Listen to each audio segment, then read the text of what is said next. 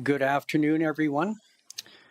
Welcome to our regular council meeting for Monday, November 18th, 2024. I will call the meeting to order at 5 p.m. First item on the agenda, under agenda item 1.1, Land Acknowledgement.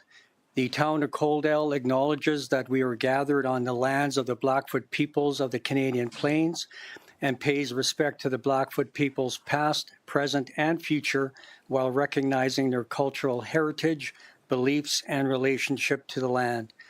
The town of Coaldale is also home to Métis District 1 Foothills. Agenda item 1.2 for this afternoon's agenda, conflict of interest declaration, pecuniary and non-pecuniary. Are there any in the room? None declared, thank you. Acceptance of the agenda for our regular council meeting for November 18th, 2024. Are there any additions or deletions? Councillor Avery.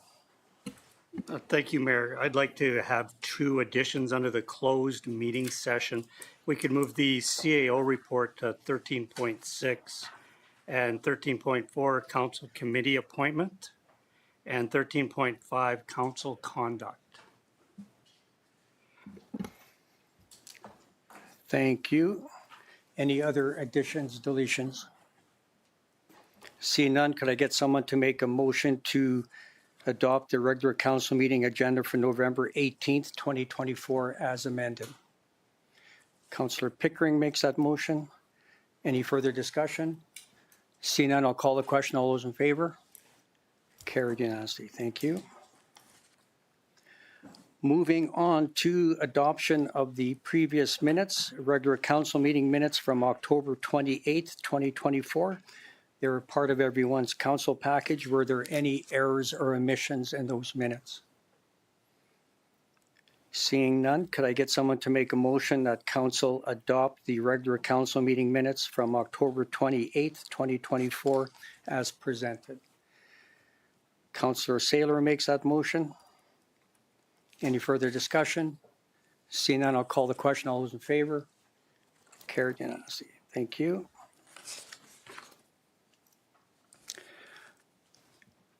Agenda item 3.2, the organizational meeting minutes from October 28th, 2024. Were there any errors or omissions in those minutes? Seeing none, could I get someone to make a motion that council adopt the organizational council meeting minutes from October 28th, 2024 as presented? Councillor Reese makes that motion. Any further discussion? Seeing none, I'll call the question. All those in favor? Carried unanimously. Thank you.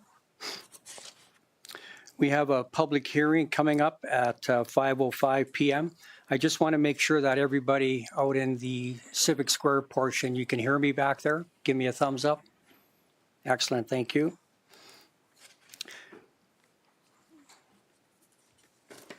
Before I call the public hearing to order, I'm just going to go over a few ground rules for everybody in the gallery. So the intent of the public hearing is regarding agenda item 5.1, the land use bylaw amendment 900-P-10-24 regarding 1801 and 1809 30th Street. And this is regarding changing from urban reserve to direct control. So if anybody plans on speaking at this meeting this afternoon, it's important that you come up to the counter to see our municipal clerk. There's a sign-in sheet that you need to sign in if you plan on speaking. And if you do plan on speaking, you have to start off by stating your name, your address, and if you're here in favor of the application or against. I'll call the meeting to order at the public hearing to order at 5:05 p.m.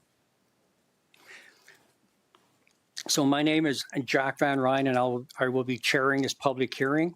All questions and comments shall be directed through myself. The address to the chair will be Mayor Van Rijn, and the public hearing procedures are as follows. Council is here to listen to the information presented and make a decision on the matter that is the subject of this hearing. This is a formal hearing and is not a debate.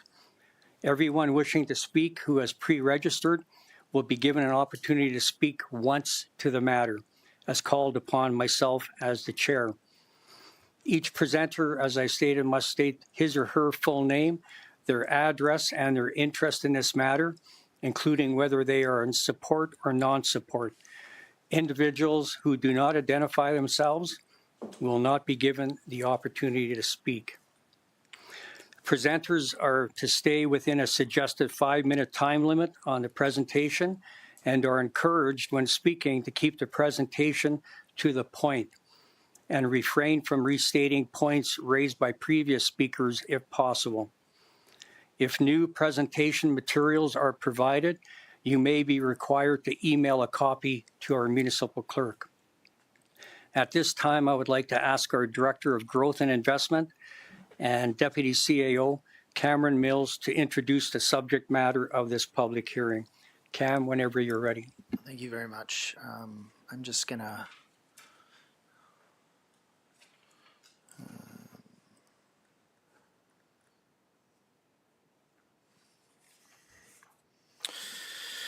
So thank you. So the purpose of the public hearing is to consider Land Use Bylaw Amendment 900-P-10-24, which is for the rezoning of the two properties shown here on the screen, which are 1801 and 1809 30th Street.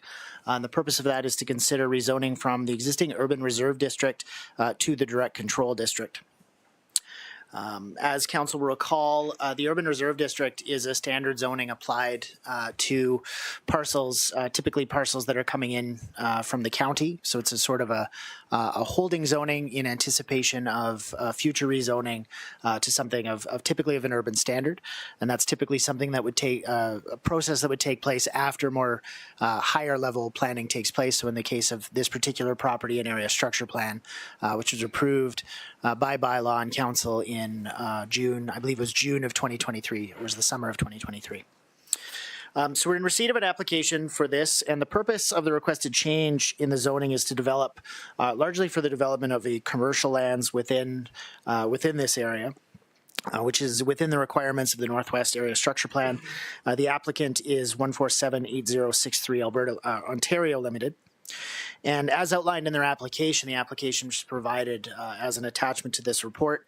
The purpose is for the establishment of a large format retail shopping center. Potential uses of the space suggested would include grocery, pharmacy, general retail, pet retail, and quick service restaurant. And the developer is currently engaging in a similar project in Tabor for frame of reference.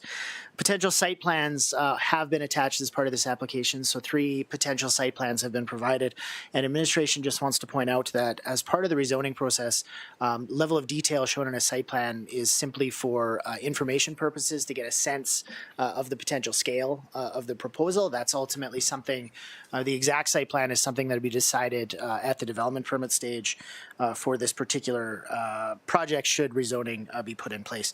So the idea behind rezoning being that we're really looking at whether or not the proposed uses generally are suitable within the area, and the details and specifics of exactly how those would be constructed are left to the next more detailed phase. The application calls for this zoning, and the direct control zoning, as council is likely aware, is a little bit different than a standard zoning. And so the direct control zoning provides for the development permit process to be funneled directly through council rather than through the Municipal Planning Commission, which is an important consideration. And the reason the direct control zoning is being applied for in this case rather than a commercial zoning, which would typically be applied to this type of development, is specific to the fact that the lands are located within this particular area. So the Northwest Area Structure Plan, which is a plan that was passed back in 2023, calls for the development of the lands, which include the quarter section upon which the new school and recreation center is located. And there's a substantial amount of residential construction that's going to be occurring within that quarter section. The southwestern corner of that particular quarter section is slated for commercial zoning, and everything south of 18th Avenue calls for the direct control zoning. The idea being that the direct control zoning will allow for development within the guidelines provided in the area structure plan, but for perhaps a little more nuance into the application of those requirements, recognizing the special nature of this area, given that it's already been developed into acreages. And so what this states within the area structure plan is that the purpose of the special development area is to accommodate a compatible mix of commercial and residential uses along the south boundary of the plan within the limitations and constraints that are unique to this area. The special development area is anticipated to accommodate a mix of higher density residential uses and or commercial development, which will complement the proposed commercial area north of 18th Avenue. The idea being there that within this area, there's sort of a triangle of acreages within this plan area. There's going to be, over time, the redevelopment of this area into uses which are likely to land in the sort of high-density residential or commercial type districts, with the idea that the level of intensity would increase as you move to the west within the plan area, from the smaller acreages that are in the east to the larger parcels found in the west. These two parcels are the parcels furthermost to the west within the plan area. So with respect to that, when you consider the application of a direct control use, what we do when we write a direct control bylaw is we provide for uses within that bylaw similar to what we would find in something like a commercial district. So taking the C2 district, which is the highway commercial district, so that's the zoning you would find where we currently have Home Hardware and McDonald's and those types of areas, those off-highway developments, which is the purpose of the C2 district. What we've done within this bylaw is we've taken that as a frame of reference and then pared it down to eliminate some of the higher intensity uses within that zoning. So within this space, what we're suggesting is the C2 district with adding a couple of uses that are typical to the C1 district, which is to say doctor's office or bank, but then removing the following. So typically permitted within a C2 district, you would find permitted uses would include gas station, hotel, motel, service station, car wash, and car dealership, and we're removing those uses as potential uses within the area. And other uses we're removing that would typically be discretionary in this area include farm and industrial machinery sales, funeral homes, lounges and beverage rooms, which is to say pubs, warehouses for wholesale purposes, billboard type signs, as well as small wind energy systems. And I want to point out that nightclubs and cannabis retail stores will also not be included in the proposed use. So there are quite a number of proposed uses which we're eliminating from this area to provide for, like we say, that sort of softer touch associated with what the area structure plan calls for. Now, the bylaw is designed as stated, to provide some consideration of that special nature of the parcel. And the bylaw also generally calls for the urbanization of this area over time. There are certain concerns which are likely to be brought up with respect to some of these issues, and provided some context within that. So we're looking at questions of landscaping and site design. So the site should be designed in such a way as to position higher intensity uses as much as possible to the west and south of the existing site. So drive-through restaurants, for example, would typically not be positioned in the northeastern corner of a site like this. We'd provide for that to be typically closer to the highway. Additional landscaping beyond the standard baseline landscaping for commercial areas can easily be incorporated into the area, both along the property boundary and within the parking area. And that includes the eastern edge of the lot in order to provide additional separation from the adjacent parcel, which remains low-density residential in nature for the time being. Off-grades to off-site infrastructure. So the off-site infrastructure to service the facility would include things like water and sewer, stormwater facilities, and obviously the roads, which provide traffic accommodation, as well as the means for non-vehicular access to the site. So with respect to that, we have within the infrastructure master plan, as council is aware, we have planned out for the expansion of 30th Street and the intersection of 30th Street and Highway Highway 3. And the most recent traffic impact assessment, which was concluded as part of the development of the lands around the recreation center, did an analysis of that intersection and outlined the next phase of upgrades that would likely be required in association with that. The expected timeline of that relative to the development of the residential lands suggested that those would likely be required in and around the 5-year mark of that development. The development of this would push that timeline significantly further. And so as part of a potential development here, an update to that traffic impact assessment would be completed. And in addition to that, we'd have to complete engineering plans and expedite the construction of those features, of which there'd be a cost, obviously, associated with that, and there would be levy payments and other development charges associated with construction that would help to fund those particular projects. Lastly, there's an issue of site access points. I want to point out that the western boundary of these two lots from the tip of 18th Avenue down to the boundary of Highway 3 represents a space of about 300 meters. Alternatively, 18th Avenue to the edge of the rail right-of-way is about 270 meters. So there is room for potentially multiple access points along that site. However, alternatively, a single access point along 30th Street might be appropriate, as well as a potential access point along 18th Avenue. Those are questions that will be dealt with again, as part of that more detailed design question associated with the development permit stage. However, from a planning perspective, 300 meters is a substantial amount of room to provide for those types of things. So it's a challenge that can reasonably accommodated with a fairly modest amount of engineering from our perspective. As far as stakeholder engagement, the advertised public hearing meets the requirements of the Municipal Government Act and town policy and included direct circulation to adjacent landowners. Circulation of the notice of the public hearing took place on October 29th. We did receive correspondence from the adjacent landowners, and we've provided that correspondence as part of Council's package, and trust that Council has had time to consider that. With that, administration would conclude our presentation. Be happy to answer any questions Council might have. Thank you. I'll open it up to members of council. Any questions, comments for our presenter? Thank you, Lana. So Cameron, can I just get you to go into a little bit more detail regarding, and you touched on this with the traffic impact study, but as far as the upgrades on 30th, and what are we going to do with the congestion that is already there now? Right. That's only going to get compounded considerably more.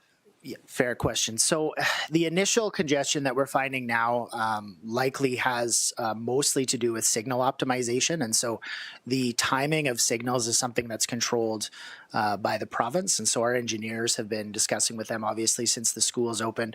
There's been some issues with respect to the timing of the left turns, particularly the left turn signal off of 30th Street coming out of there, causing some traffic to be backed up. And so we're working with Alberta Transportation to make those changes. They make them usually fairly quickly. We had a similar issue along the 845 and Highway 3 intersection most recently, and when we had a left-hand turn signal added to that, and we found that addressed quite a bit of that challenge. So we obviously have some of that existing traffic now, but at the same time, an opportunity does exist here for the urbanization of 30th Street, and from our perspective, this particular project is going to expedite that project. Thank you. I'll ask members of council one more time. Any other questions, comments? Deputy Mayor Chapman. Yeah, thank you, Mayor, and through to Cam, if I may. And I thank the two letters that came to council with regards to their concerns with regards to this rezoning. And I guess for my question to you, Cam, is just to reflect on some of those concerns, and likewise for myself, is the landscaping that would possibly be dutifully assigned to that. And I would just offer to create some comfort that we have some really some deep studies into landscaping for those areas, so that the comfort and the privacy of certain landowners would be protected. Yep. So we have suggested to the proponent that obviously the town has a base landscaping standard for commercial developments, which is already a reasonable baseline compared to other similar municipalities. However, we have suggested that given, again, this is identified as a bit of a unique parcel relative to the others, so the expectation is that the landscaping is going to be at a higher level than what would typically be assigned to the base. So if this project were on, say, commercial highway commercial type zoning and greenfield development, we would expect that baseline landscaping, and in this case, we're going to expect more planting, specifically some more trees and shrubbery and that sort of thing, to keep the aesthetic appeal of the location intact. Okay, thank you, Cam, and I think it's just helpful to raise some of these issues now, even though this is a rezoning application and not a landscaping issue. But at the same time, we're just reflecting on some of those concerns. And on the other hand, too, I think we also have other concerns with other types of traffic that occurs in that area that aren't there for the right purposes. Definitely. Thank you. Seeing no more questions from members of council, I will open it up to people in the gallery. So I'm going to have you come and sit beside Cam. There's a microphone. You have to push the button to speak. And like I said earlier, identify yourself, give us your address, and whether you're for or against. Who wants to go first? If I may, Mayor Van Rijn, I would suggest that perhaps the proponent is here, so we could perhaps invite the applicant to Absolutely. address first.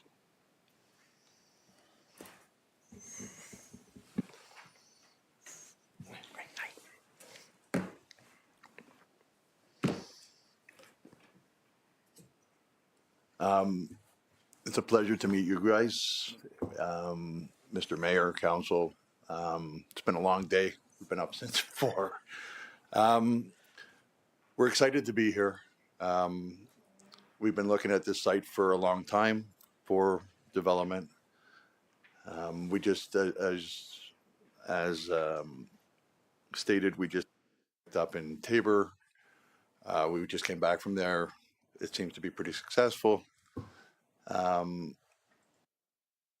Just to give you a little background about us, I don't have to keep pushing the button, sorry. So we're from Toronto. We're a small family retail development business. My father started this about 50 years ago. Started with Ron Joyce from Tim Hortons when he had 11 locations. And he started building around, I guess, Canada with them. And unfortunately, my father passed away fairly recently. This was my father's greatest excitement, is to do this development. So our goal is and our expertise is doing retail commercial strip development pretty much across Canada. We really chase the national tenants.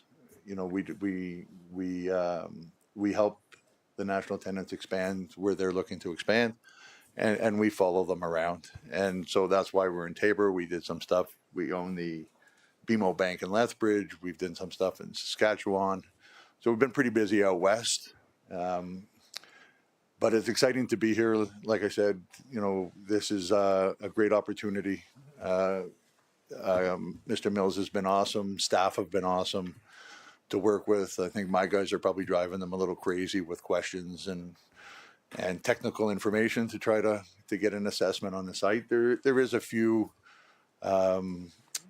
development issues that go along with a site like this. You have a railway, you have the traffic, you have the services. It's a little bit low, so you have topography issues, but I think we can get past all of that. And that's it, really. Like I said, we're really excited to be here. I think it's a great opportunity, and that's really it. We just wanted to introduce ourselves too at the same time. So thank you very much. Thank you. Are there any questions for our presenter? Well, thank you very much.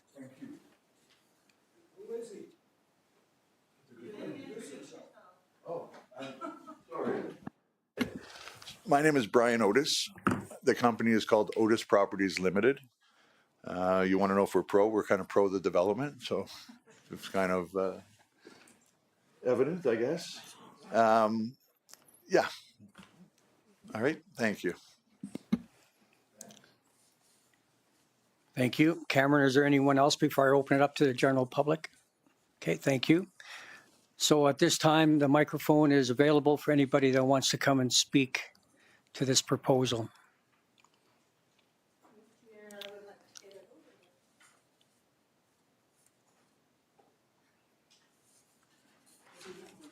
Welcome, Liz. If you could identify yourself and your street address, please.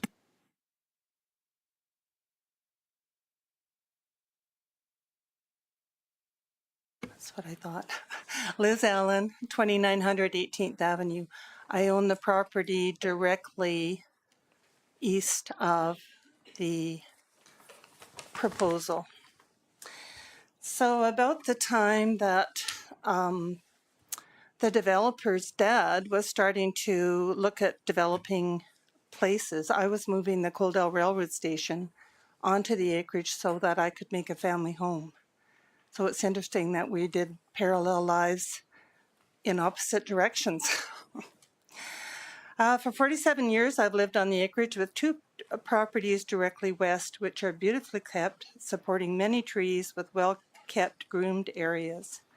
Country in Blooms has noted the beautiful approach it offers to Coaldale constantly, and a variety of birds and wildlife have made their homes there. We've already landscaped Coaldale for you. You don't have to spend hundreds of thousands of dollars doing a green strip. We have it there for you already. I am now being asked to consider looking out at 10 acres of parking lot with several commercial shops, deliveries, and traffic at all times of the night and day, and bright lights within feet of my property. No amount of fencing or greenery will be able to mask and muffle that sight. I appreciate the comment Camp Mills made regarding, in part, that part of the consideration for this area is the fact that all the lots south of 18th Avenue are currently, as you know, acreage residential lots. So having the direct control zoning in place provides for a little of a softer touch in terms of the ultimate development approvals that are allowable within the space. I'm asking that the softer touch be applied and that the beautiful acreages remain intact and the developers find a less intrusive place for their project. With the opening of the school and the rec center, there has been significant increase in traffic, creating long lineups. On average, 4 cars at a time are able to proceed south on 30th through the light and onto Highway 3. That has not changed since beginning of September. We are in the middle of November now. It's not been changed. It is hard to imagine the impact that a shopping center and the planned residence will have on that intersection on 30th Street and Highway 3.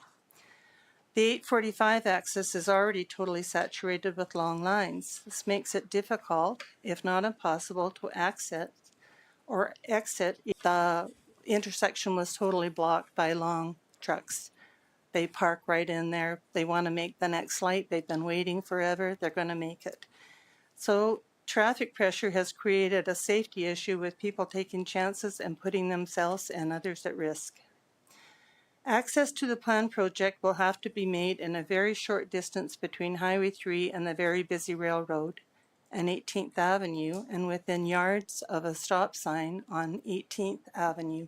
I cannot picture, there's a gas line there that can't be moved as far as I have heard. I don't understand how you can just get around a stop sign and then totally enter it when the traffic there is going to be horrendous in the first place. So I can't see that happening. The proposal really does affect me immensely. As you can imagine, this is heartfelt. It's my life and home for 47 years. We've grown hundreds of fir trees there. We've irrigated, we've kept trees alive. We've got a big variety of trees on the area and on the neighbor's area. And I just hate to see it all get torn into a paving parking lot. I would ask the council, in choosing your decision option to pick number 2, that you refuse application of land use bylaw amendment and the number, and go from UR to refuse the application to go from UR to DC. I just don't think it's your spot.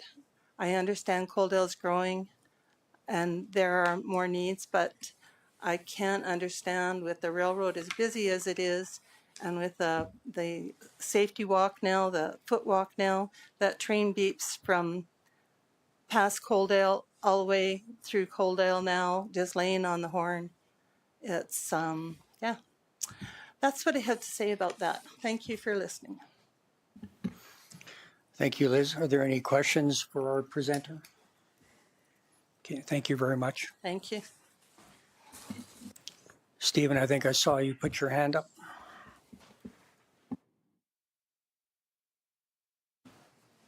So good evening, Mayor Van Rijn and council members. My name's Stephen Boss and my address is 1810 30th Street, and I am opposed to this application.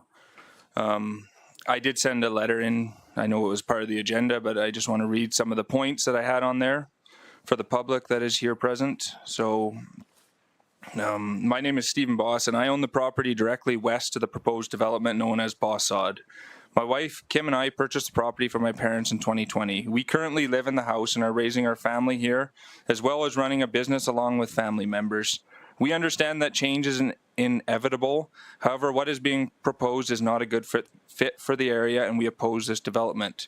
Currently, there's a small street leading to the highway, 30th Street, that CP Rail crosses, which has already been hugely impacted by the new addition of the rec center and Prairie Wind Secondary School. As it is right now, 30th Street and Highway 3 intersection needs to be updated and improved for traffic to flow safely without negatively impacting neighboring driveways and accessibility. This is also for 18th Ave, as I know Liz had mentioned too. It's not just 30th Stephen, I'm Street. just going to interrupt you. Just take a deep breath and slow down. Okay, too fast? Yes. As Liz mentioned too, like, it's not just 30th Street, it's also 18th Ave, and then we all know how congested the 845 intersection is. I know Cam mentioned earlier that there's, because I went on Google Earth too, and I measured from the railroad tracks to the four-way stop is 300 meters, which is 1,000 feet roughly. And the way it sits now with the new development with the rec center and the high school that's currently there, we're already experiencing in the morning hours and in the afternoon, like I think it's between 3:30 and 4-ish. I even seen it today before I left the office. Our intersection, like our access road to our business and our house is completely blocked. Like I give it 25, 30 minutes, and that's just now with the rec center and the high school. And I know Shift is doing their first phase of 42 residential lots or so, if I remember that correctly. And they're going to continue to develop. So I just want to make a point that I think that you guys need to consider that we know that Shift is going to develop that whole quarter section, right? That's in the plans. 30th Street needs to be upgraded and Highway 3 intersection needs to be upgraded regardless of this development.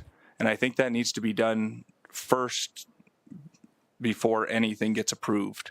And I know it's in the plans for the next few years, but I think it needs to be done sooner than later. To have a large commercial development with, I say 300 in my letter, but it's actually, I think, over 350 on the drawing, plus parking stalls, with 2 accesses coming onto 30th Street and 1 onto 18th Ave is only going to further congest the traffic crossing the rail and waiting for the light. 30th Street upgrades and highway intersection improvements will need to be put into the capital budget in the next 3 to 5 years. And there I know you guys have said that you have done some planning on 30th, and I'm just curious, has there been like dollar figures and timeline on that? Like, is there going to be, I know there's a question, you guys can answer it after, but has there been some work done into that to see what the costs of this road improvements will be?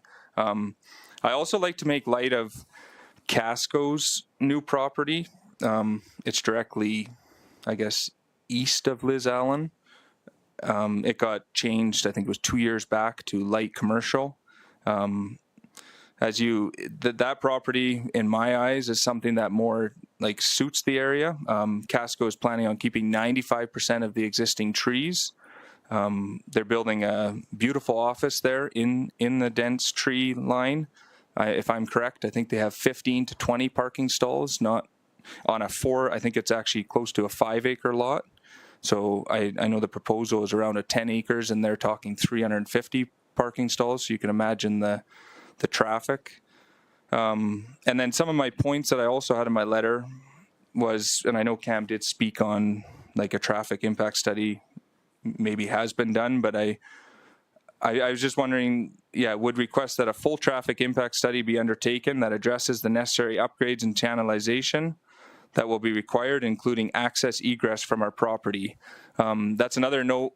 I know I'm here as a personal side of things, living in the house with my family, but we also run our business here, and we do need to have, like, our access has been blocked. So I do see a problem going forward, even with our trucks leaving our yard, trying to get to the highway, that we almost need a right lane going from our approach straight to Highway 3 so that we can always access the intersection.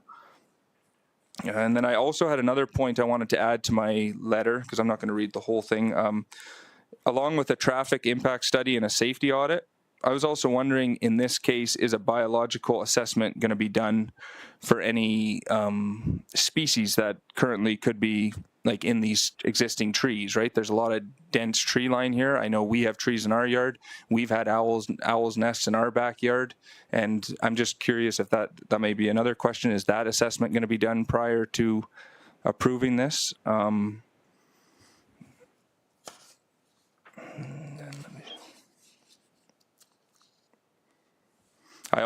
Another key point that I have from, and I sent a picture of it in my letter.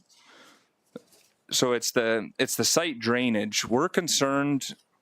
We would like to see plans of what 30th Street upgrades are going to look like, and that could be like the horizontal and the vertical of 30th Street. I don't know if how you're going to widen that road with the existing ditch structure. I'd like to point out that our entire yard, my residence, my home, the sheep pasture, our property, the business, the land that my dad owns west of our house, that entire property drains at a slope, and it runs, a lot of the water from the land even runs through our sheep pasture and then into that ditch, and then it all goes north past 18th Ave. So I just think it would be good. We would really want to see what the vertical and horizontal, how that's going to look and how that's going to affect our drainage to our property. In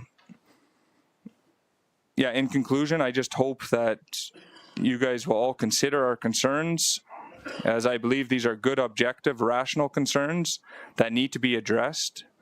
And that I think that there's some work that needs to be done ahead of time before we just approve this, because I'm very concerned with I think we're going to run into a traffic problem on the north side of the tracks here. So thank you. And I don't know if you guys have any questions for me. Thank you. I'll open up any questions for our presenter, Councillor Beekman. Thank you, Mayor, and thank you, Stephen, for yours. Actually, can I ask a question of you, Cam? Just so far, the two major concern, or the two presenters, their major concerns have been the traffic. Now, this is only to approve rezoning, not for development, correct? So That's correct. There could still be an approval for rezoning, but we still ultimately hold the cards before any development's done, correct? Absolutely. And Okay. so the way I look at things like this to say, when you're talking about detailed design level things, we're talking about, the engineering specific to one parcel for stormwater, for example, like the issue of stormwater. We're talking about, tens of thousands of dollars of engineering being undertaken by a proponent. And the reason we do the process in this way is to say, if you've got $30,000 worth of stormwater engineering and $100,000 worth of traffic design engineering to be done by a proponent, and then we come back and say, we're not generally don't generally want to see a grocery store use in this type of area, right? Then they've spent $130,000 engineering for something that we're never going to let them build regardless of the engineering, right? And so when you look at the rezoning process, what we're looking at is, generally speaking, we've got an area structure plan in process that's been undertaken that is designed for how the town in this area is going to grow over a fairly lengthy period of time. And that process identifies this area to develop in this type of way. And the next phase is to say, okay, so now we've got a rezoning application that talks about at a higher level what the vision for these specific lands is going to be and what the proponent's ultimate vision for those lands is going to look like. If we approve that, which is to say, okay, we are theoretically on board with the types of uses that are being proposed, that still doesn't allow for them to, get started with build and move in and open their business, right? They've still got to go through a fairly rigorous development phase. There's going to be a development agreement, development permits. They're going to undertake the engineering, provided they can prove the engineering to the standard, like an engineered standard for which our engineers and their professional credentials uphold.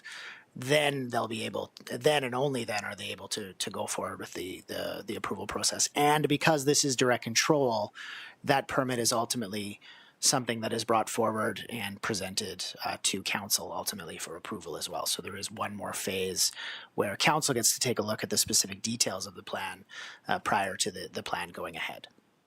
If that makes sense. In this event with council's not on the hook to approve anything development-wise until we feel our ducks are all in a row. And I say this because after reading Mr. Boss's and Miss Allen's letters, I did into the high congestion areas go and feel out that traffic, and I do feel that is something we need to address. Absolutely. And so from our perspective, we just want to understand that this is something that, if it were something that if we look at it and say it is clearly, these problems are clearly not solvable, then we would suggest that, at the rezoning phase, we say that it's not worth pursuing.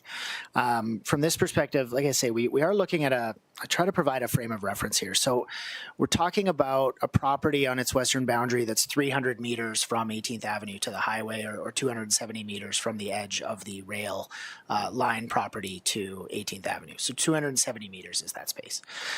So for example, just to provide a sense of scale and scope, if you look at Tabor, for example, so same highway, Highway 3, same rail line running through Tabor, similar levels of traffic. The pool and hockey rink and what have you borders is in a lot very similar to this. So it borders the highway there. There's an intersection, and then you head north, and then the pool, and so 2 hockey rinks and a pool are there. The access point to that very busy building is 44 meters from the edge of the property.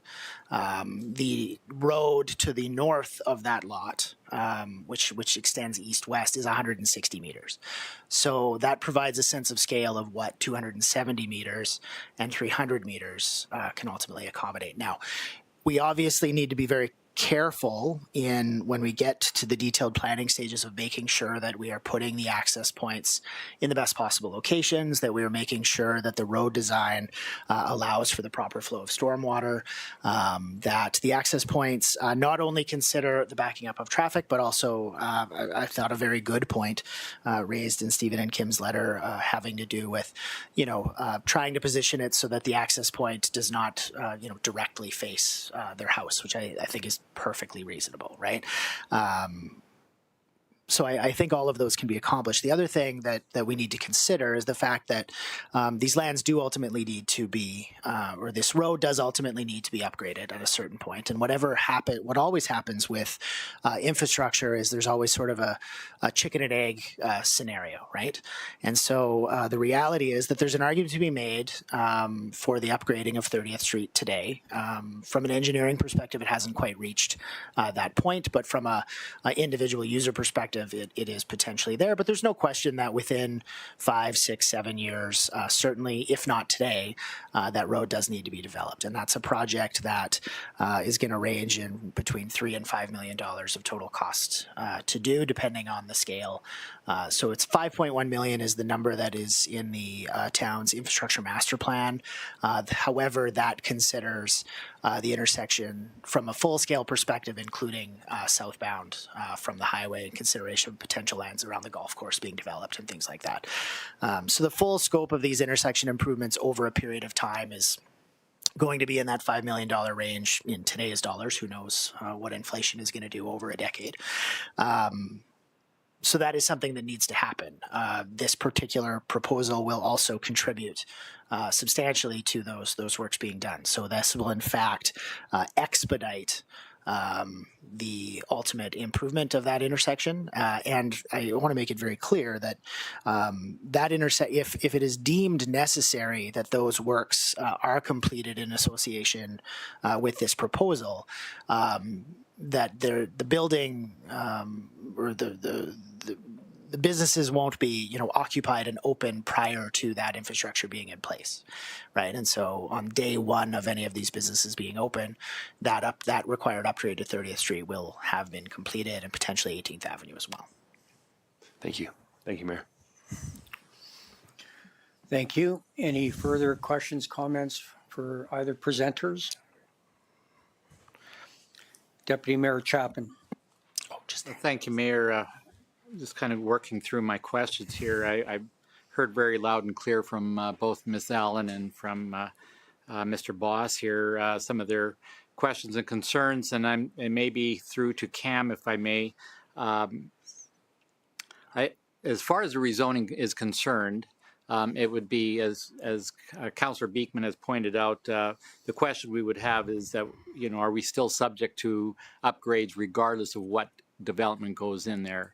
So the reason I'm asking that question is because subsequently we would still have to deal with drainage issues. We would have to deal with sight lines. We would still have to deal with the upgrades to 30th Street, both for the development to the north as well as for any development that happens in the proposed area.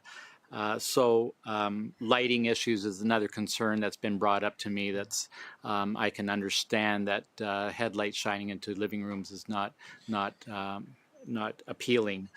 I guess my further question would be maybe through to Mr. Otis, if I may. You can stay at your seat, but I guess our question might be is if there's any timing concerns to building. And if there are any timelines that you might be pursuing to direct this. I think that we have some issues here that we need to understand, particularly for myself, before we resolve to any further direction. Yeah, so I understand, I need you to come to the microphone, please.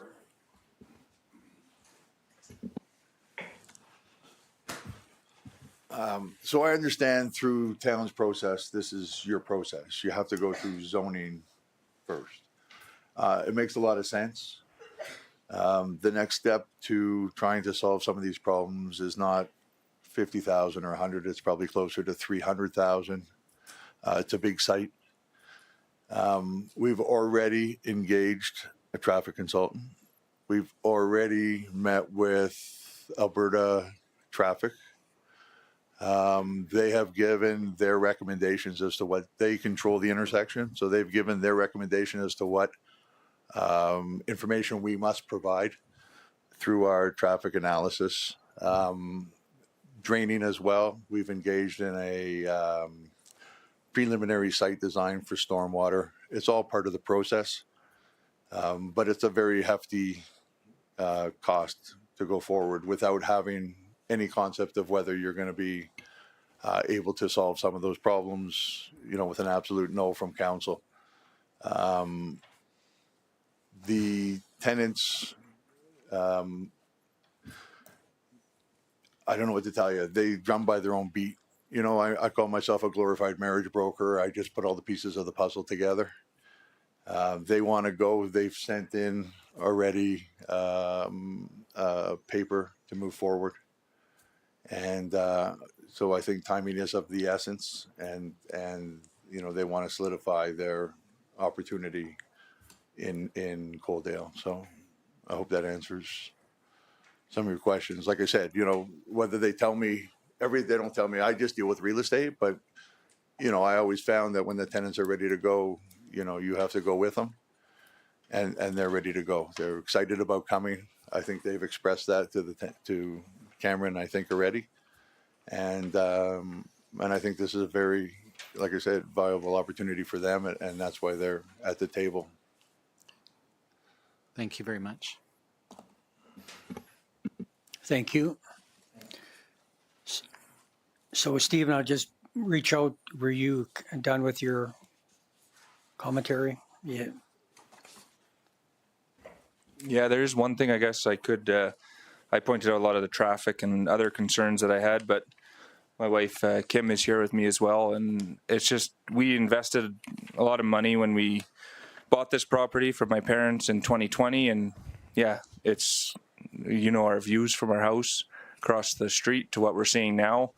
I know change, like I know the area is going to change over time.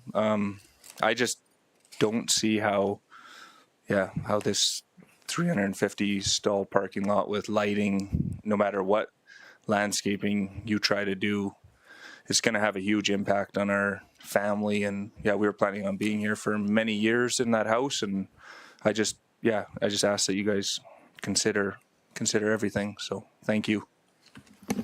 Thank you.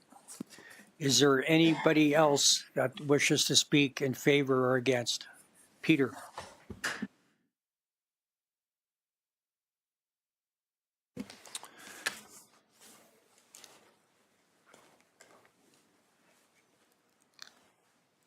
Yes, Mayor, members of council.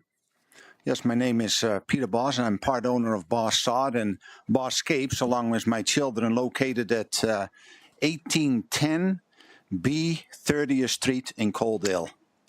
And I'm here today to convey my concerns with regards to the rezoning of the 2 residential lots across the street from me from urban reserve to direct control as per proposed land use bylaw amendment 900P-10-24. My understanding of the rezoning is to allow for the development of a commercial area which would allow for the construction of a strip mall, which may include a drive-through restaurant, drugstore, grocery store, and other various CRUs. My concern is not necessarily the development of a commercial parcel, but the timing, the process, and the cost to develop these properties, given that none of the supporting infrastructure or the cost have been identified yet, at least not to me. My family and I are directly impacted by this development, and without knowing the implications and the cost to construct the required infrastructure, I feel the town is prematurely rezoning the property and not following their own planning guidelines and bylaws. Any development there will directly impact our business, Steve and Kim, through the potential upgrades and widening of 30th Street and Highway 3 intersection improvements. The additional noise, access to their home and our business, as well as the removal of the existing mature trees. I feel that if allowed to be rezoned and developed as proposed, the impact on our business and family would be devastating. I would like to know the financial implications to us and our business, as well as how the town and developers plan to finance the upgrades to the infrastructure and the roadways. The Coaldale Municipal Development Plan, the Coaldale Planning Process Guidelines, and the Northwest Area Structure Plan all provide information with respect to planning process, and development requirements that affect this proposed zoning bylaw. Additionally, the town has prepared numerous plans, policies, and studies related to the provision of infrastructure. This information is required to aid in planning, decisions for area structure plans, outline plans, rezonings, and other planning documents. The current Northwest Area Structure Plan identifies studies or information that are needed in the approval or amendment of the Area Structure Plan. This Area Structure Plan, being a statutory document, should be updated and amended to reflect this proposed rezoning. The Area Structure Plan also delineates but does not include additional studies or information that is required before approval of an outline plan or a rezoning bylaw.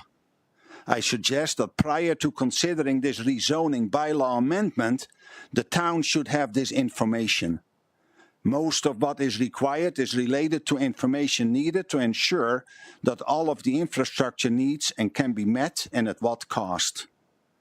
The municipal development plan is intended to provide information about the town's plans for future land uses and growth areas and provides guidance as to where the town's resources should be allocated. The current municipal development plan identifies this site as a future residential as shown on map number 4, future growth. As a developer of some commercial property on the east side of town, which I'm doing myself, the town required that I supply a TIA, environmental assessment, geotechnical evaluation, and other detailed servicing information before the town would consider a shopping center being developed. I expect the same to be done on this property. For the rezoning. Is the town not requiring an updated area structure plan? What about the TIA, an environmental impact assessment, a geotechnical evaluation, and in this case, a biophysical impact assessment? There is no information available to the public about how and when the land will be serviced and who will be paying for the off-site infrastructure. It appears that there is a substantial amount of upgrades, road builds, to be built on 18th Avenue and 30th Street as well. It appears likely that about 2/3 of the West Coaldale Sanitary Trunk, Phase 3, Segment 5, will be needed or on an accelerated basis to accommodate this development. The estimated cost for this Segment 5 is between $2.07 and $2.18 million. No information has been available about the water and the storm sewer infrastructure that will be needed to accommodate this development. Even the Northwest Area Structure Plan recognizes the need for a site utility master servicing plan with respect to off-site services. In my opinion, this proposed rezoning to direct control is incomplete. It's completely in contradiction to the area structure plan and the municipal development plan, at least until the public has been aware of the infrastructure requirements and the cost and who will be paying. We utilize 2 accesses to our business off 30th Street, and no information has been made available to me or Stephen with respect to the anticipated traffic during construction or when the shopping center is opened. I have strong concerns with respect to safety, to noise, and visual effects. Also, don't know whether or not I will be responsible for any infrastructure costs now or in the future. We request that the town reject or at least defer making a decision on the rezoning until a proper planning procedure has been followed with respect to servicing, to cost, and other impacts have been determined. The public should be made available of the answers on these issues before we approve this rezoning.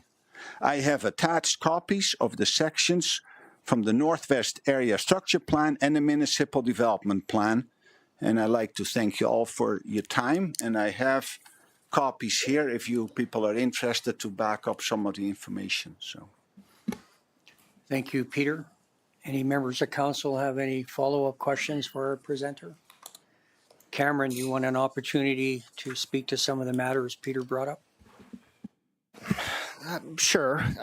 So generally speaking, with respect to the process, and I think we've covered this a little bit already in our presentations, but we have an area structure plan that is in place for this area. That area structure plan does contemplate these lands.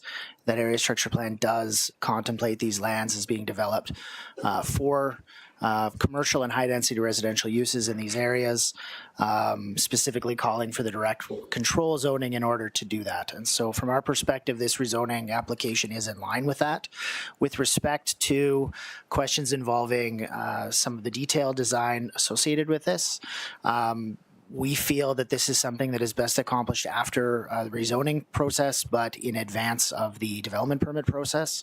Again, providing that the potential developer has an opportunity, to secure lands with a sense generally of what is going to be ultimately allowed to be built on it prior to engaging in what is likely to be hundreds of thousands of dollars worth of detailed design work.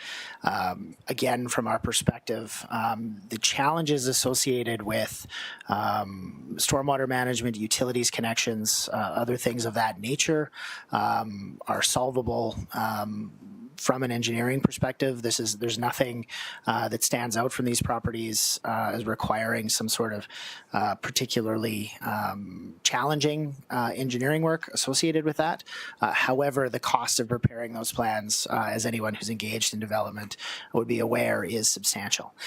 With respect to things like outline plans, so if we look at, for example, an outline plan within the Northwest Area Structure Plan, that's largely tied to the subdivision process. There's no subdivision proposed here. So the developer is not going to be creating any internal infrastructure whatsoever. The town has to worry about utilities and traffic connections to the edge of the site. However, all of the utilities and roadways and paved areas within the site are going to be part of the development itself. So we're not creating any new infrastructure within the site, and that is typically the type of work that would be involved in an outline plan. So again, it's a significant amount of red tape to create an outline plan for what's fundamentally amounts to a single lot and a single development, and it doesn't really serve, from our perspective, much purpose when it's something that can easily be accomplished through the development agreement phase of the planning hierarchy. So our position is simply that while I agree with Peter that much of this work does need to be done, absolutely, it's something that, from our perspective, is most appropriately pursued after zoning is in place, which provides for guidelines for what ultimately might be approved on the site, providing that those challenges are ultimately addressed through that technical work. With respect to the development of the infrastructure, so 30th Street, for example, is a project that is to be upgraded. It's to be funded from the payment of offsite levies. So we have collected some levies from the Northwest Area Structure Plan areas that are already being developed. This parcel will also contribute offsite levies, which amounts to $184,000 per hectare. There's also development charges that are going to be required in order to make some of this additional infrastructure work done. So a substantial amount of the contribution from these upgrades is ultimately going to come from this development itself, recognizing that these upgrades are going to provide an enhanced level of service to more than just this development. All of the parts in this part of town are going to benefit from it, and so this is ultimately going to be a municipal project. And like I say, it's a municipal project that's going to be required within a matter of realistically 5 to 7 years on the long end. If we're talking about accelerating that, then the developer is going to pay a reasonable portion of that in order to accommodate it. Thank you. And then can you just touch with the comment that Peter made about the development on the east end of town and the boxes that he had to check off compared to this one? The project on the east end of town is also within an outline or an area structure plan area. There was rezoning that was done fairly recently to allow for commercial in the northern portion and high density residential in the southern portion. There was some additional planning work that was required, all of that being internal within a subdivision itself. Those particular lands did not pay offsite levies, so there's some work that needs to be done for external infrastructure for those particular projects, which the town is required to pay for as well. well. There are some development charges that were included as part of that proposal that will also help to fund those, though those would be significantly less than what is being proposed here on the west side of town. But generally speaking, I mean, I'd have to look at the specifics of what Peter's talking about. But every planning process is something we go through individually. So in that case, the area structure plan for Parkside was completed 20 some years ago, and so updates to that would be substantially generally require more work than development of an area within an area structure plan that's been approved in the last 2 years, which is what we're proposing here. Thank you. Another opportunity for council. Any questions for our presenters? Deputy Mayor Chapman. Thank you, Mayor. More of a procedural question for Cam, if I may. With some of the questions and concerns that are arising, I think it's still up to council as to giving first reading later on tonight to rezone this to direct control. So having said that, Cam, I guess to give comfort or confidence for council moving forward, if the first reading passes, if you could give us a timeline as to when we would possibly see second and third reading, and to that, I think council would be really interested to see a really robust outline of what's going to be developed and how it's going to be developed, and I think that's what the folks here tonight are asking about. So Deputy Mayor Chapman, just a clarification, we are doing second and third reading, not first reading tonight.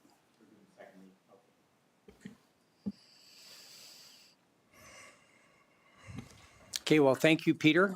If you could leave any associated documentation with our municipal clerk, that would be great.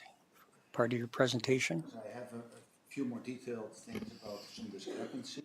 Okay, I just need you to turn on your microphone, and we need to close the loop on this because we have other presenters as well. I have some supporting information here on some of the discrepancies in the procedures, which I want council to consider, and I have it in my handout. Thank you. Thank you, Peter. I'll open it up to members in the gallery. Is there anybody else that wants to speak? Can I just clarify one thing? I'll give you one more opportunity.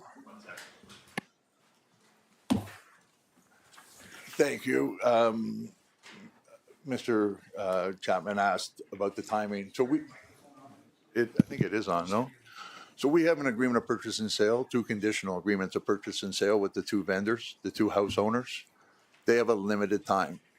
So they are not going to wait 2-3 years on relocating and doing what they want to do.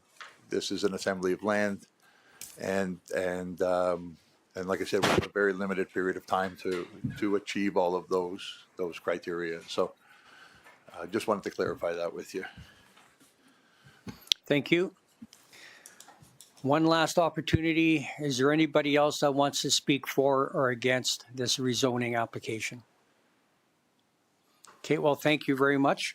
For anyone that's interested, this is going to be coming up again further down the agenda under agenda item 7.1. We have one other public hearing first, so you're welcome to stay. If you're curious on how it ended up, you can watch it on live stream through the Town of Coaldale website, or you can call the office tomorrow morning. So thank you very much. Moving on to our second public hearing, and that's regarding land use bylaw amendment 903. I just need to back up before I do that. So I just wanted to quickly ask members of council, do you have enough information to make a decision? So I'm going to close the public hearing at 6:07 p.m. I have a quick question. Did he say that they have a limited amount of time? Is that what I heard? Yeah, That's what he said?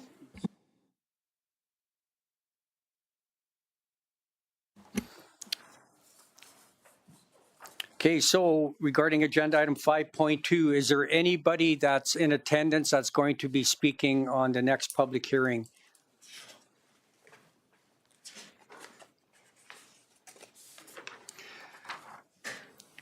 I will call the public hearing to order at 6:09 p.m. The intent of this public hearing, again, is regarding Agenda Item 5.2, Land Use Bylaw Amendment 903-P-10-24, regarding the establishment of Malloy Landing Residential R2 overlay. At this time, I will ask our Director of Growth and Investment, Deputy CAO Cameron Mills, to introduce the subject matter. Cam, whenever you're ready.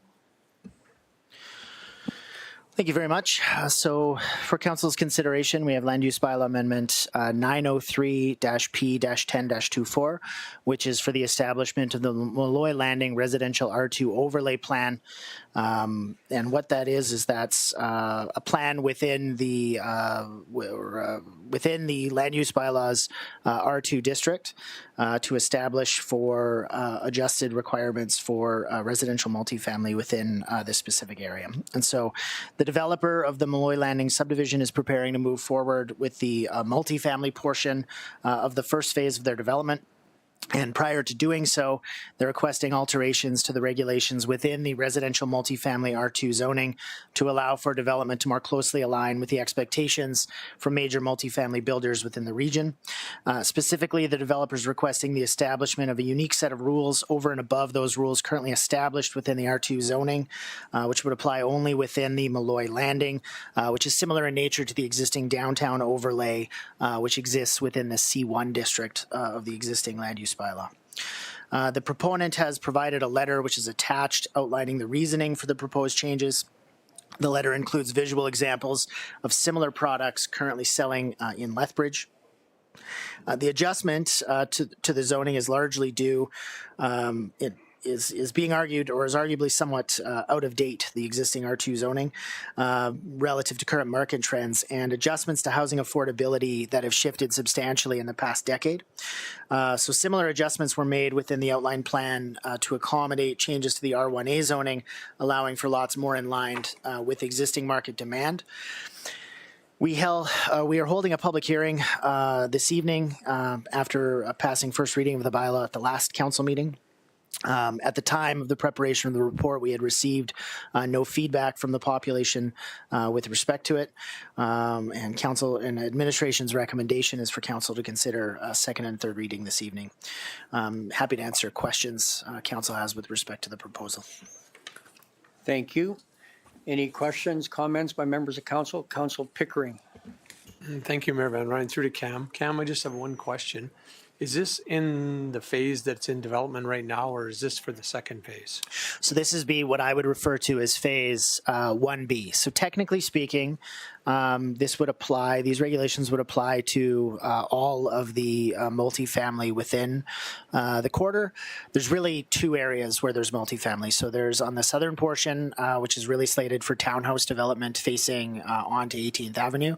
That's a future phase. The current phase that's coming forward is going to be for the extension of 16th Avenue to the west. So the 16th Avenue currently ends at 26th Street. And so extending that to the west to 30th Street, the boundary of 16th Avenue, both along the southern and northern portions, will feature some multifamily developments. So directly along 16th Avenue, a proposal is for sort of townhouse or duplex type development there.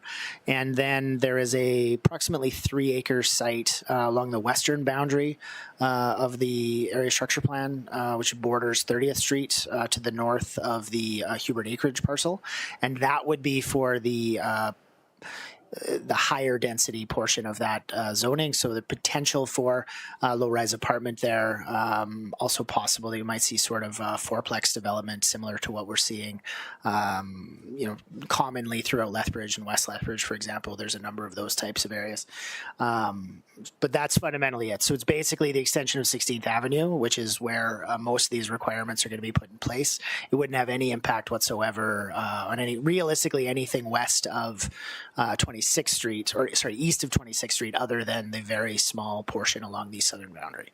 Yeah, so it's just for my clarification. So it's basically, we're just rezoning the next phase that they want to do.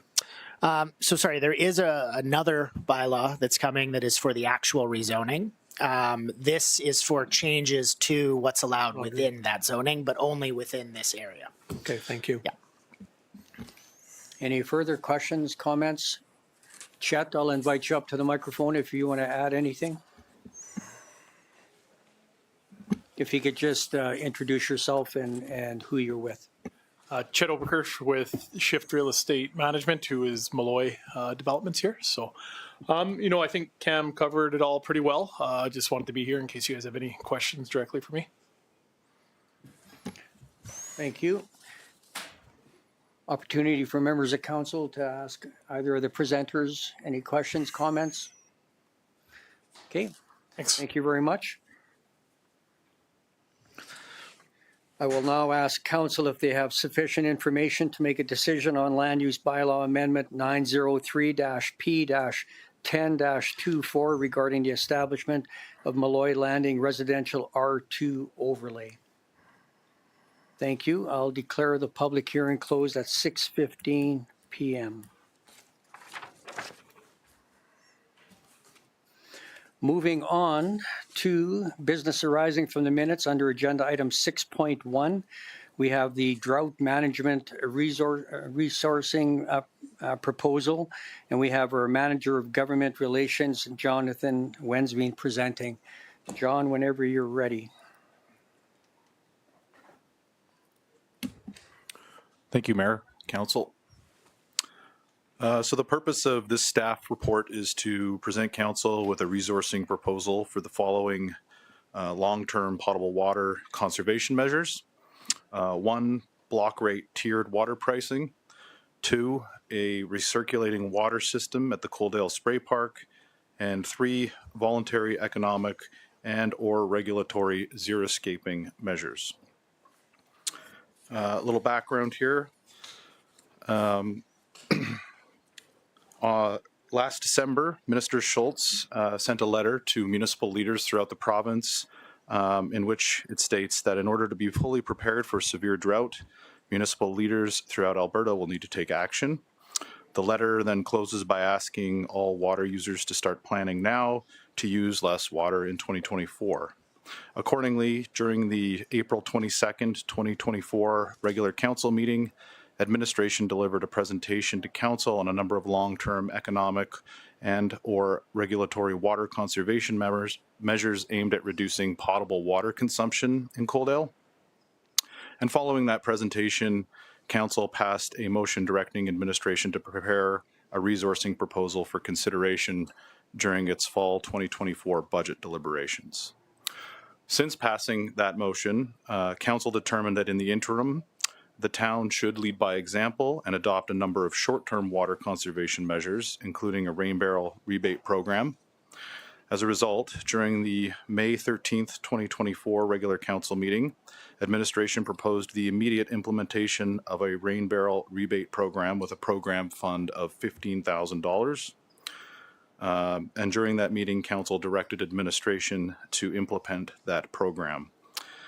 That program ran from June 1st to October 1st, and the program will reopen on March 1st, 2025. Finally, during the October 30th, 2024 special council meeting, administration proposed an alternative to one of the measures that was originally proposed, installing an irrigation cell at the town's decommissioned reservoirs. The alternative would tie the quads into the irrigation system located at the old potable water reservoir and pump station located south of the arena. However, as administration also pointed out during that meeting, more investigation will be required to determine feasibility, and that projected workloads in 2025 will make it difficult to undertake this investigation internally in the absence of shifting other priorities. So as a result, it was recommended that council defer any upgrades for a year and allow staff to come back with a recommendation that reduces potable water usage while also maintaining ease of operations. So the remaining long-term water conservation measures for council's consideration therefore include, as I mentioned earlier, block rate tiered water pricing, a recirculating water system at the Coaldale Spray Park, and voluntary economic or regulatory xeriscaping measures. And I think with that, I will hand it back over to council for questions on any of these items. I can definitely get into more specifics on each one, depending on questions from council. Thank you. Thank you. I'll open it up to members of council. Any questions, comments on either of the three items that John spoke on? Councillor Reese. Thank you, Mayor Van Rijn. And through to Jonathan, I'm not really in favor of the block rate, the tiered system at this time, just because I think that it's a little bit hard for us to make the call on how much snow runoff there's going to be in precipitation for next spring and summer. And also with the zero escaping measures, as you have in your report, it's a very it faces many challenges, and it's very costly, and there's a lot of money involved just for the staff alone.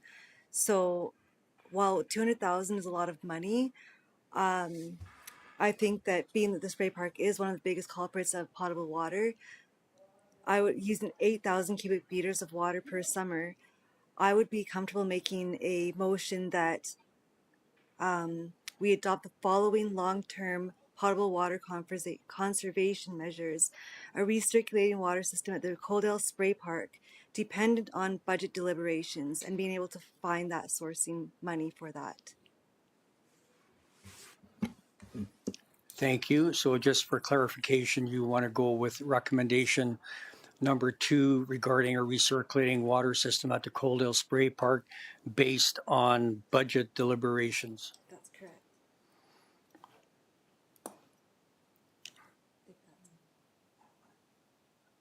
I'll just ask our CAO, will that capture it enough? In other words, if during budget deliberations we can find the funds to do the recirculating, then we can move forward with that.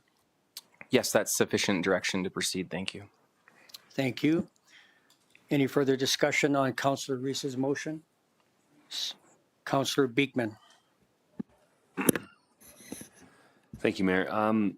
Not necessarily speaking against the motion, as I'm interested in that fund dependent, but I would ask that we still look at including a block rate, a tiered program, simply stating that even if we have a substantial snow year, I think learning and training ourselves to be more water conscious down the road prevents us from having a situation like we're in May, where we're scrambling because we didn't get, we're being very reactionary. I think implementing a block rate, a tiered water pricing system allows us to be proactive, and then we're not scrambling. We already have the answers in line. So whether you'd be willing to amend your motion or not. So we can cover each one of these off individually. So this one, the motion by Councillor Reese is strictly for the spray park. Okay. Any further discussion? Oh, Councillor Avery. Thank you, Mayor. With the whole report, thank you very much, John. I just find it's premature as we're in budget deliberations. And a lot of these are budget asks or budget impacts, whether we charge more for our water or we stay on the same rate, whether we find the money for recirculating water at the spray park or not. So I'm concerned that we're going to approve these one by one here tonight, or defer them one by one here tonight. But we've only had one budget meeting. We've got 4 or 5 more scheduled. So is this something that can be worked into the budget rather than a separate ask? I'll have our CAO comment on that. Thank you, Mayor. Fair question. I think in order to keep it simple, what we would do is take this potential expenditure and add it to the budget so that council can see all of the expenses, including this one, all at the same time. So really what we would be doing if council decides to proceed with any one of these particular items, with the exception of the tiered water pricing, like we wouldn't have enough time to come back with a proposal for this round of budget deliberations. That would be a 2025 project. But for the zero escaping or the spray park, really what we're looking from council for is whether we should include this as part of the budget deliberations. That's more what we're looking for. Thank you. Thank you. There's a motion on the floor. Any further discussion? Seeing none, I'll call the question. All those in favor? Opposed? Councillor Pickering is opposed. Motion is carried. So our CAO touched on the recirculating water. John, not to put you on the spot, could you do a little Okotoks, so whatever they're doing with that? Do you mean with regard to like xeriscaping? No, regarding regarding the block rate. Oh, yeah. So yeah, they were kind of one of the pioneers in the province when it comes to pricing water in this way. And I'll just kind of explain how it works there based off of some information included in the staff report. So existing water pricing includes two components, a flat fee and a variable component under this framework. And so in simple terms, the flat fee is charged regardless of water consumption and is reflective of the fact that the infrastructure required to deliver the water must be in place regardless of monthly consumption and does require eventual replacement. And so you do have this flat fee, but then you also have a variable rate on top of the flat fee, which is to acknowledge that not all water is used for the same purposes.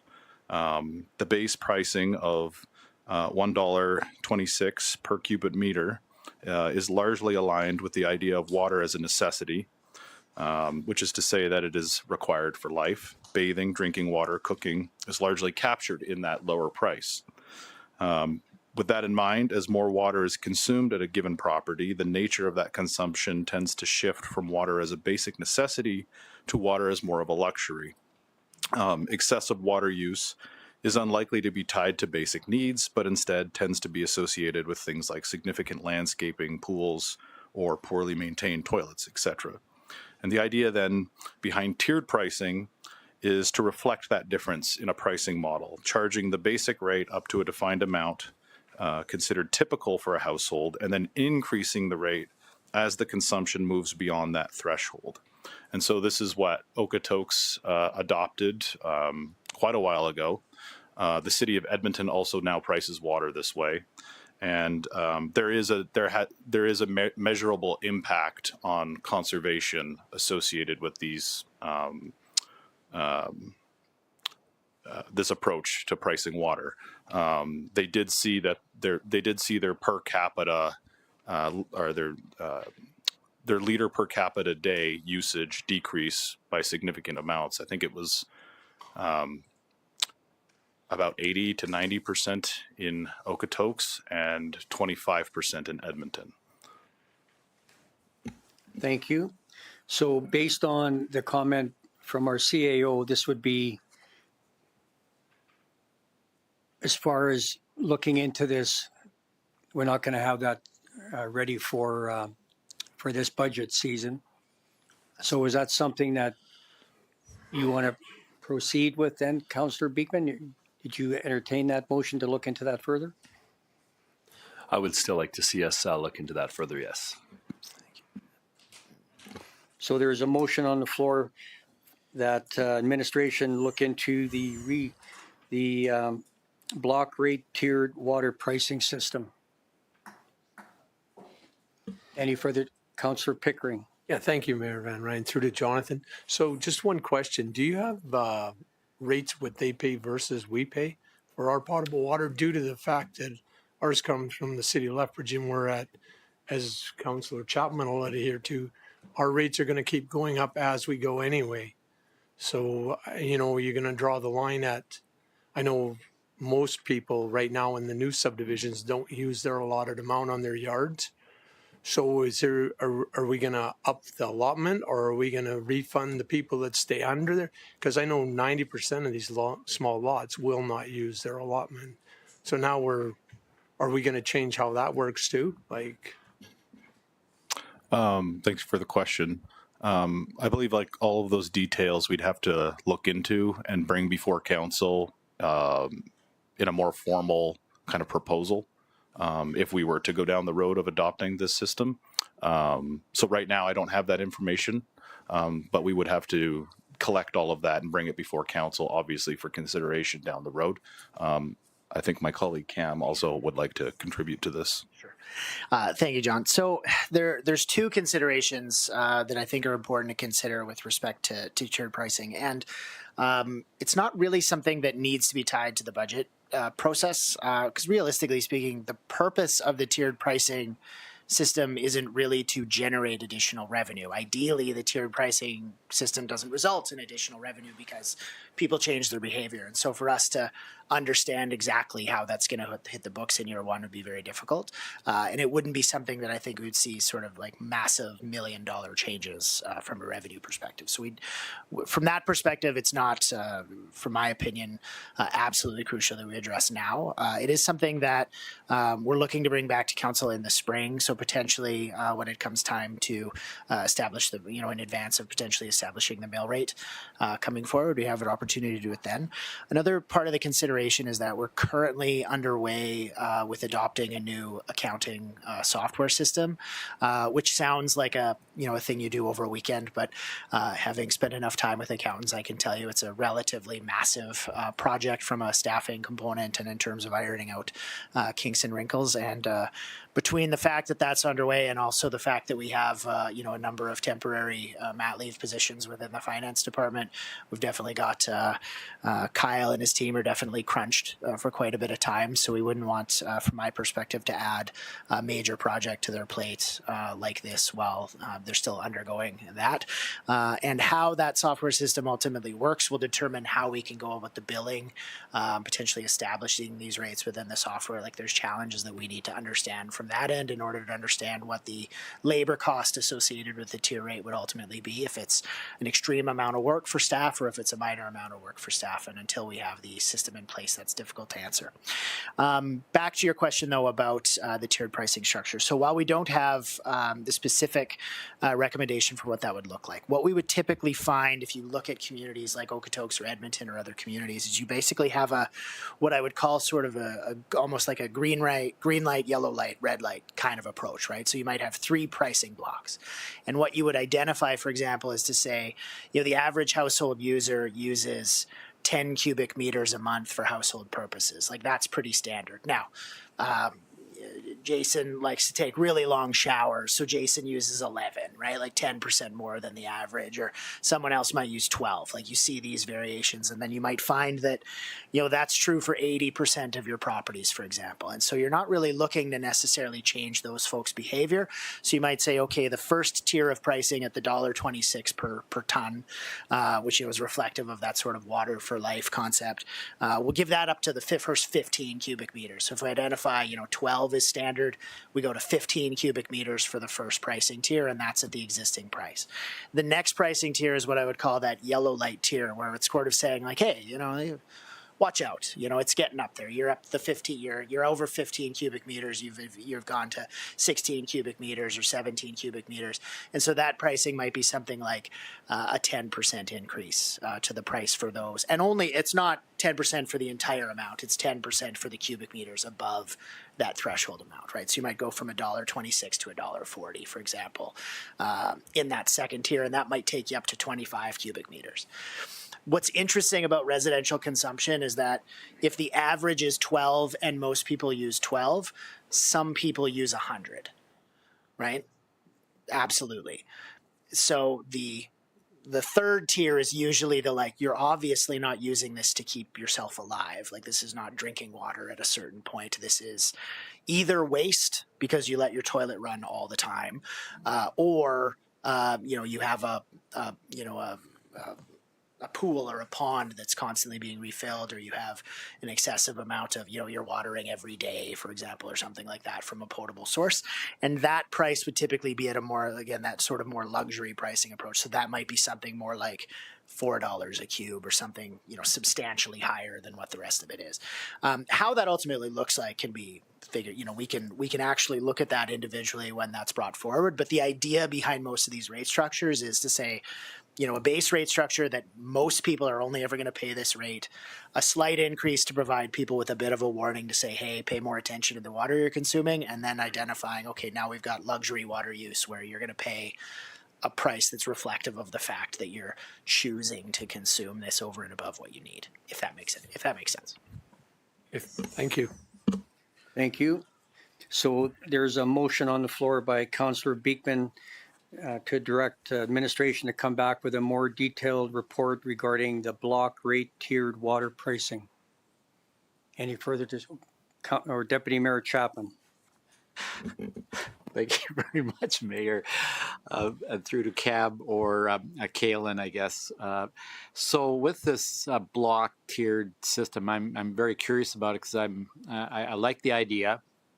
And thank you very much for the examples that you've shown from Edmonton and Okotoks. I think they're very, very worthy examples. So my question to you is that with the block tiered system, then are you waiving then the wastewater rates that go with it? I think from what my recollection was that wastewater rates were based on what you use at the tap. So except for summertime for landscaping and irrigation and that sort of a thing, washing cars, you know, that stuff, that water does not recirculate back into our system, whereas water from the kitchen sink or from the bathtub or from the toilet does recirculate back into our system. So there was a utility rate for that. Can you help me out with this? You're drawing a blank. Yeah, there would continue. There's currently a water charge and a separate sewer charge. So we hadn't contemplated a variable pricing associated with sewer charges. So that as we had envisioned it, I believe the sewer charges would remain constant. Yeah. So that, having said that, like summertime, you didn't have that utility charge as per se because water was not going back. But fall, winter, and early spring, it was. There is something called winter averaging that Taryn and the utilities team do. I won't profess to be an expert in understanding exactly how it works, but that's fundamentally the idea. Yeah. Would you be able to reflect that then going forward? I believe so. Yep. Thank you. Thank you. Any further questions? Again, there's a motion on the floor by Councillor Beekman to direct administration to come back to council with a detailed report regarding the block rate tiered water pricing. Any further discussion? Seeing none, I'll call the question. All those in favor? Carried unanimously. Thank you. My apology. Councillor Reese opposed. Motion is carried. And then that leaves the xeriscaping. Is that something that council is interested in to come back to budget with that proposal? Councillor Pickering. Can you clarify that just a little bit? So as per the comment by our CAO, they're just looking to see if we want to put a placeholder in our budget discussions to incorporate a program that for voluntary economic or regulatory xeriscaping measures. So it's not a budget ask here. It'll come up at one of our budget meetings. Anybody interested in sponsoring that?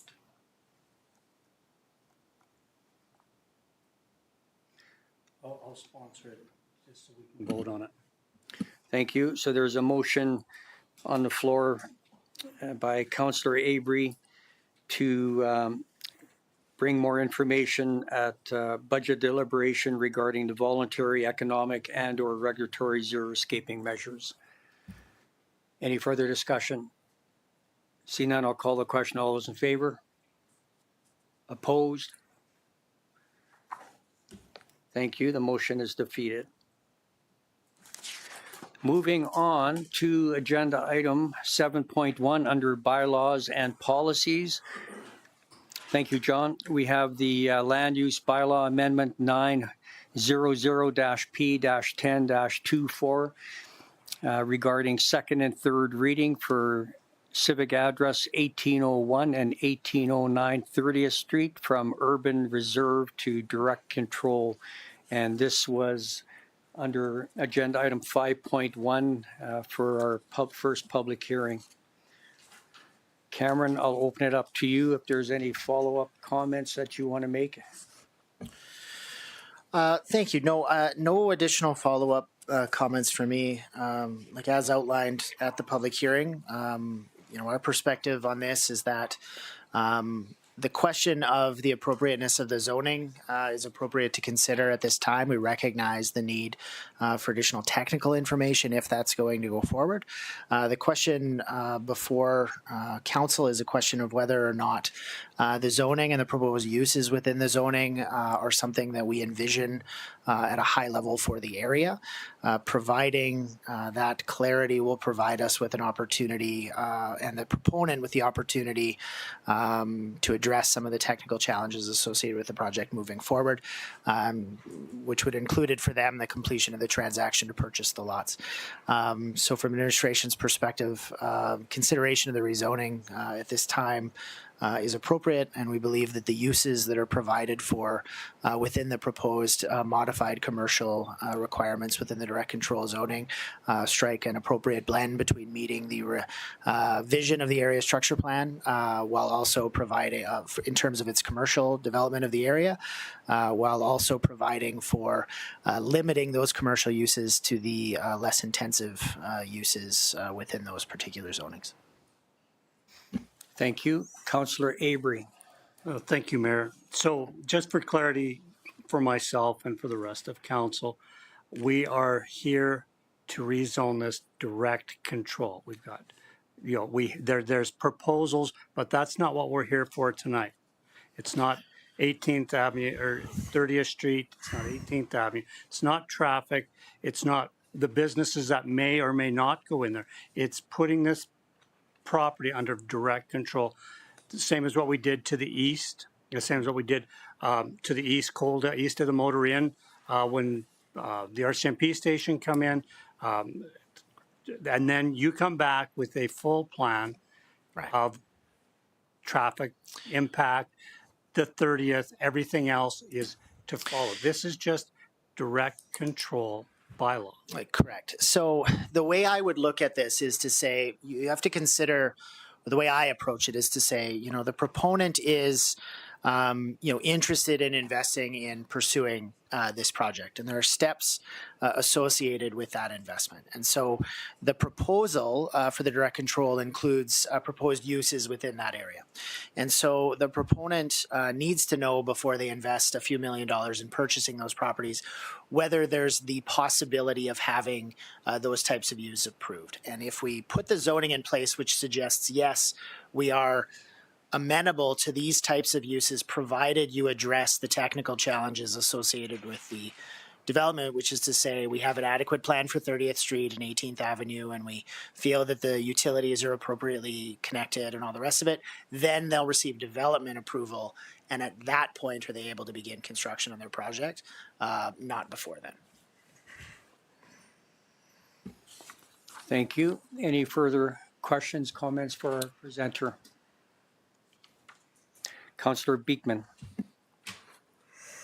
Thank you, Mayor. Less of a question, just more of a comment, and thank you for kind of clearing up that little bit about direct control. I'm not interested in expediting anything personally. I don't agree with timelines, but given the fact that this is all, that rezoning this to direct control puts this project and plot entirely in our hands, given the sensitivity of the property, I feel personally that it's important that council have that final say. That's just my 2 cents on it. Thank you. Thank you. One last opportunity. Any questions, comments? Councillor Reese. Thank you, Mayor. Through to Cameron. So if this should get passed, we've heard some concerns. So would there be a way going forward that we could kind of keep that in mind and try to keep those properties so that those concerns are met by the people who have voiced their concerns and their opinions? Yes, thank you. Certainly there's an opportunity to consider them. So with any sort of, public input process, any types of concerns are free to be brought forward. And then it is ultimately up to us, and by us, I largely mean the 7 of you around the table, determine whether or not concerns that are voiced merit, an appropriate response, and what the significance of that response needs to be. I think largely what we heard this evening are very reasonable concerns, particularly with respect to the need for seeing some upgrading along some of the roads, to consider very carefully traffic patterns associated with the proposal. What rezoning means is fundamentally to say that the proposal, in this case, to say like the intention is to build, grocery and pharmacy and those types of uses, is to say to a potential investor, yes, those types of uses will be allowed, provided that you meet the technical challenges and you do an adequate job of addressing some of the concerns that council has, and those concerns that council has are reflective of concerns of the community. Provides investors with enough confidence to move forward with, closing on several $1 million worth of land purchase, knowing that if they do their job and meet those requirements, then they have a reasonable chance of seeing an approval. They wouldn't want to spend that amount of money and then engage in that lengthy of a process only to learn at the very last minute that, we're just not interested in these types of uses in the location. So that's really the balancing act that we're engaging in here. But yes, we can certainly have the opportunity at the council table in a public forum to address directly some of these challenges. So when we can move forward, we'll have a clear understanding of the work that has to go into the infrastructure, and we'll have a clear proposal for what the site design is going to be that considers and tries to mitigate to as great a degree as reasonably possible the concerns of adjacent landowners. Deputy Mayor Chapman. Thank you, Mayor. And Cam, you've answered some of my questions on that point. So for tonight, for this rezoning,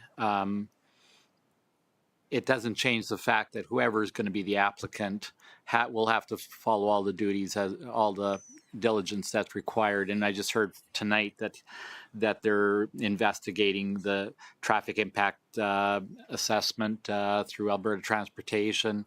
They want to address the issues with drainage, all those sorts of things. I think they would address some of the lighting issues. So I guess those sort of things, regardless of who's applying for a development permit, they would have to satisfy to the best of council's ability on a direct control. Mm-hmm. So I'm comforted with that. So in terms of the rezoning, then we just want that assurance that if we move forward tonight with second and third reading, and I apologize that I thought we were at first reading, so my bad on that. I just want to ensure that for all the parties that are here tonight, that council really wants the best interest of the community with reflection to those developments in that area. Okay, thank you. Thank you. Last opportunity. Any more questions, comments? Does anybody care to look at one of the motion options regarding second reading?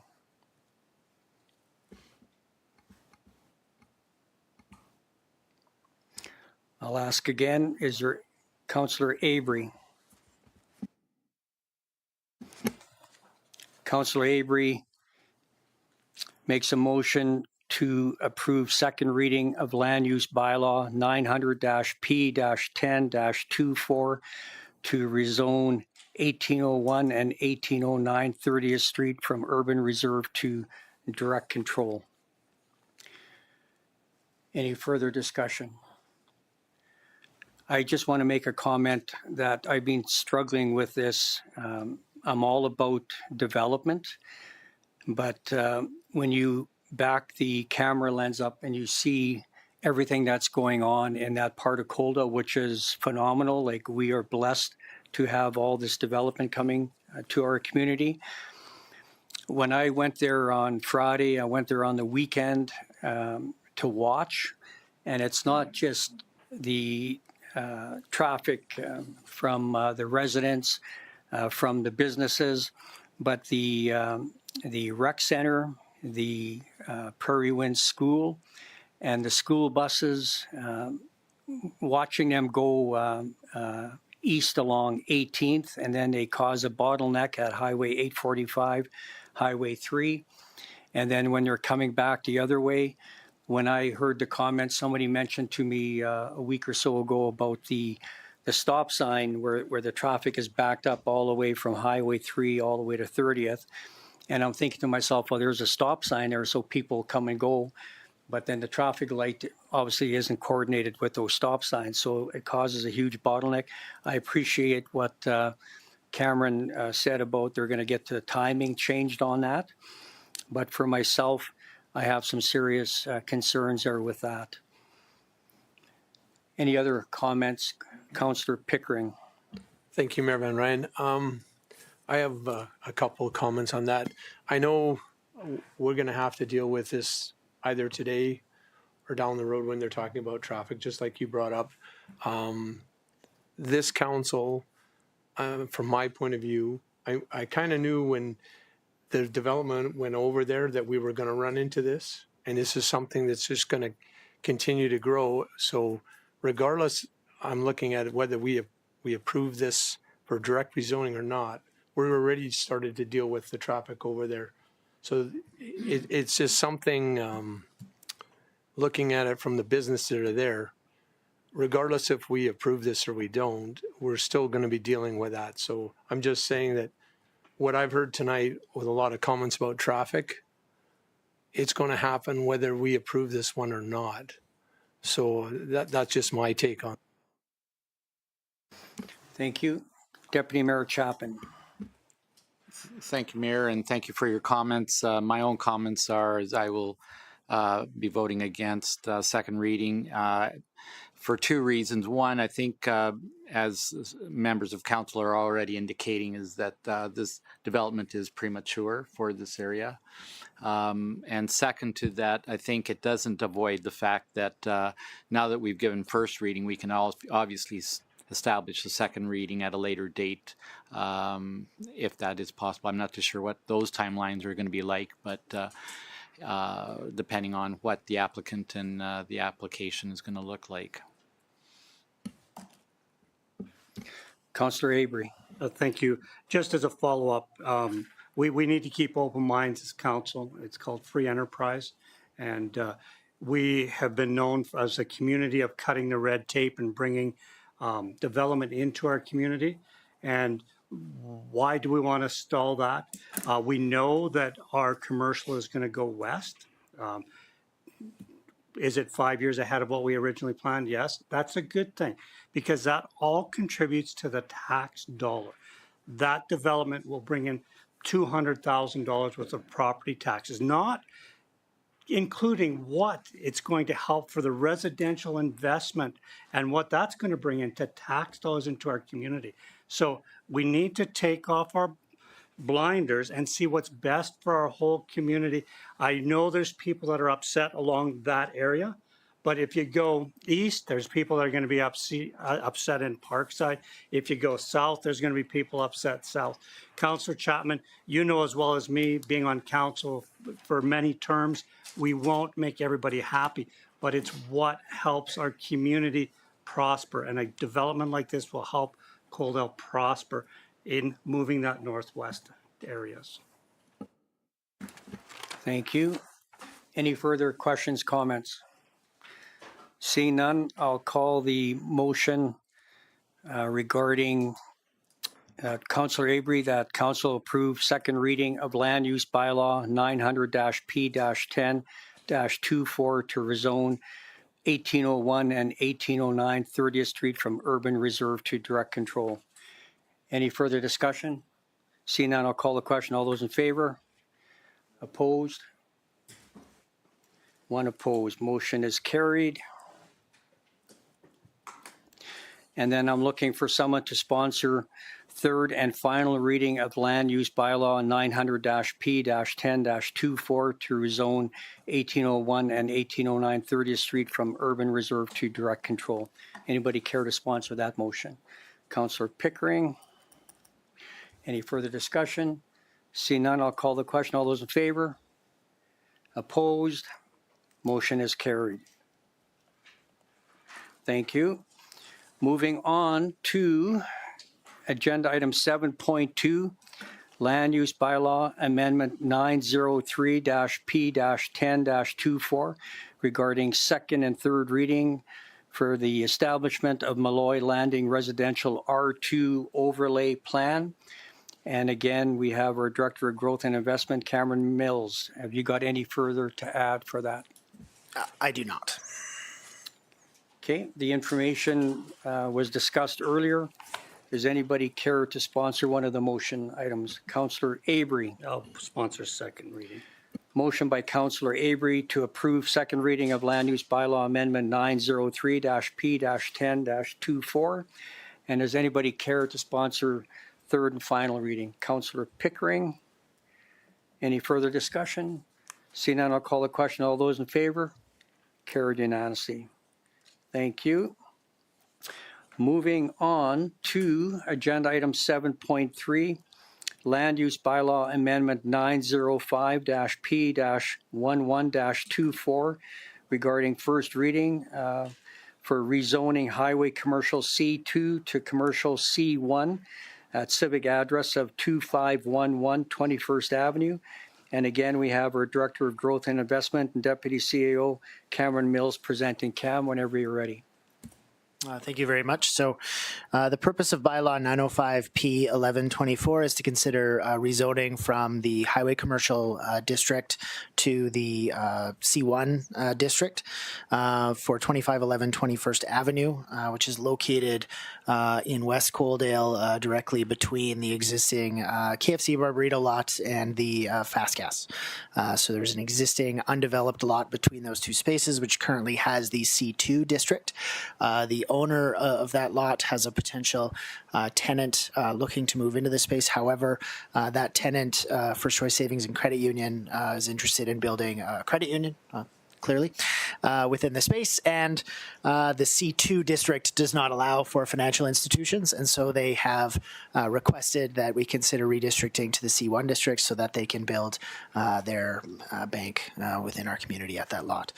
Fundamentally speaking, this area of town has a mix of C2 and C1 lots within the space. I believe the lot directly west of Lando Lakes Drive, where you find the Prairie Wide Insurance.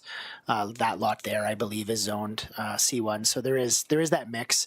Fundamentally speaking, largely the intended difference between the C2 and C1 district has to do with, C1 is typically the downtown district, where you would find that along Main Street here on 20th Avenue. Typically, though it is found throughout the community, the C2 district has more to do with off-highway type of uses. However, from administration's perspective, there's not a significant difference between the two districts, and without, if there were some significant public concerns about the rezoning, which could be raised at a public hearing, administration would certainly be interested in listening to those. But from an administrative perspective, one is largely the same as the other from a traffic impact perspective and the rest of those types of things. So we largely support the application unless the public has some important concern that we're not aware of. Thank you. I'll open up to members of council. Any questions, comments? Councillor Pickering. Thank you, Mayor. Through to Cam. So that will definitely, with the way that's looking, that will close in that blank lot that's there then, and that'll be totally developed? Yeah, that would be the last lot within that space. And then there's an additional lot south of the Prairie Wide Insurance Building, which remains developable, but that would represent the last of the developable land within the area. Okay, thank you. Councillor Beekman. Thank you, Mayor. Maybe you can't answer this one. I don't know, but I'll ask anyways. Is there a specific reason why financial institutions not allowed within the C2? It's a wonderful question. I have no idea. It's one of those things. Our land use bylaw, unfortunately, is 20 years old, and we've had a significant amount of discussion internally about the desire to maybe take a crack at rewriting it or doing sort of a more comprehensive review. But between the amount of work that we have coming in and the fact that our planner is on maternity leave, that's simply not possible at this time. But it is a project we're excited to undertake, and I would suggest that, realistically speaking, it should be included in both districts. Thank you. Thank you. Last opportunity. Any questions, comments? See none. Could I get someone to entertain making a motion that council approve first reading of Land Use Bylaw Amendment 905-P-11-24 and direct administration to schedule a public hearing for the next available council meeting? Councillor Beekman makes that motion. Any further discussion? See none, I'll call the question. All those in favor? Carried unanimously. Thank you. Moving on to agenda item 7.4, Land Use Bylaw Amendment 906-P-11-24 regarding first reading, rezoning urban reserve to multifamily R2 at the Malloy Landing. Cameron, you're up again.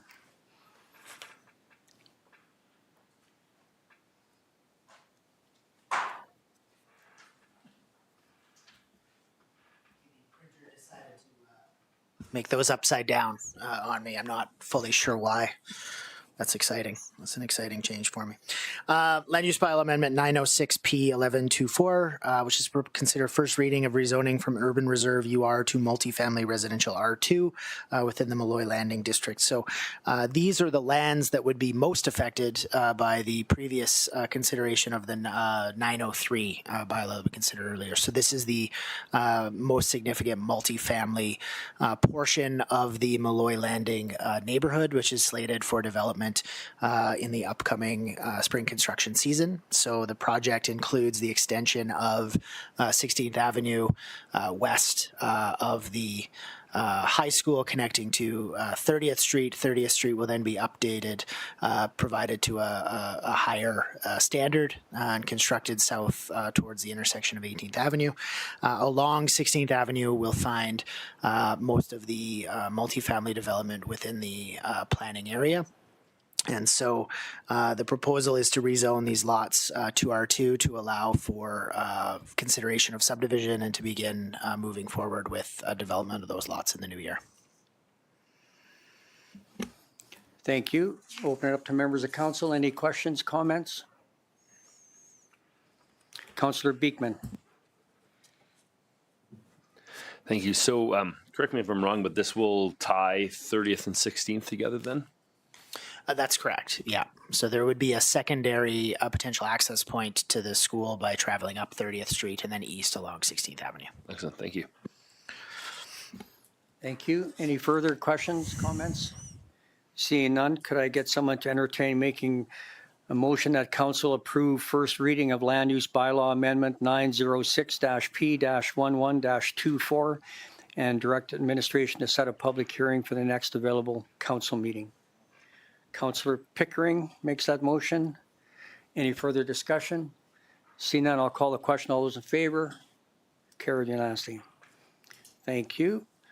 Moving on to agenda item 10.1 under council and committee reports. We have Deputy Mayor Bill Chapman giving us an update on the Highway 3 Twinning Association. Deputy Mayor, whenever you're ready. Thank you very much, Mayor. And as many of you have probably seen some of the construction work that's been going on Highway 3, it's been exciting to see the movement of dirt along this highway. And so they're already put asphalt down for about 5 kilometers of highway, which kind of will protect it for the winter season. And so we're delighted to see some action there. So moving forward, the board of Highway 3 continues to meet about 6 times a year.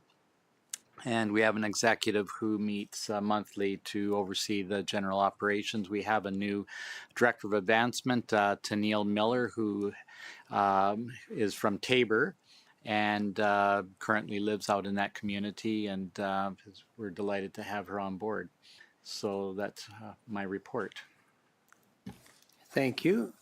I'll open up to members of council. Any questions, comments to our Deputy Mayor? Councillor Avery. Thank you, Mayor. To Deputy Mayor, when is completion for that first phase? When are they? Thank you for the question, Councillor Avery. They're predicting, I think, the end of 25 for the section 46 kilometers from Tabor to Burdett. There's a total of 8 phases, of which the Premier is advocating for a 10-year construction period. So we're looking at a long ways to go yet, but in the meantime, there's lots of work being done. Thank you. Seeing no more questions, could I get someone to make a motion that council receive the Highway 3 Twinning Association update as information? Deputy Mayor Chapman makes that motion.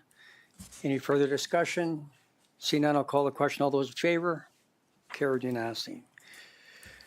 Moving on to information items, we have 4 items. 12.1, the SEWA meeting minutes from October the 4th, the Emergency Advisory Committee meeting minutes from April 25th, the summary of the Citizen Committee appointments for 2024-2025, and last one, 12.4, the summary of the council-appointed boards and committees. Are there any questions, comments for either of those 4 items?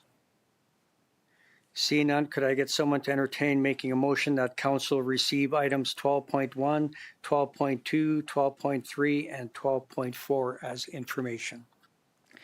Deputy Mayor Chapman makes that motion. Any further discussion? Seeing none, I'll call the question. All those in favor? Carried unanimously. That concludes the open portion of the meeting. Councillor Reese. Thank you, Mayor Van Rijn. I don't know if this is capable to be done right now, but I'm just not okay with how I voted on agenda item 7.1. I would like to amend my vote to be against it if that's possible.